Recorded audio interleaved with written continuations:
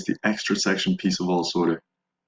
This is to try and provide you with a little bit more freedom outside of the four concrete blocks of skills, education, work experience, and then the profile summary as well.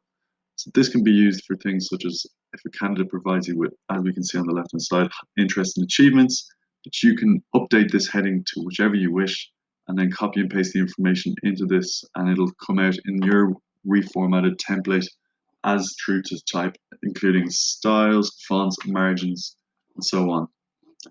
This can, as I mentioned, be updated in the heading section as to what you want to call it, and will not lag on to the next candidate.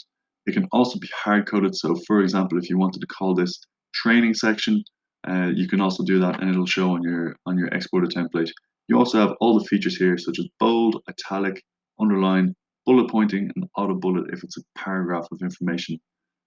Recruiters tend to use this to try and make the candidate stand out as best as possible, and try and give them that extra edge over any other potential candidates going for the same position.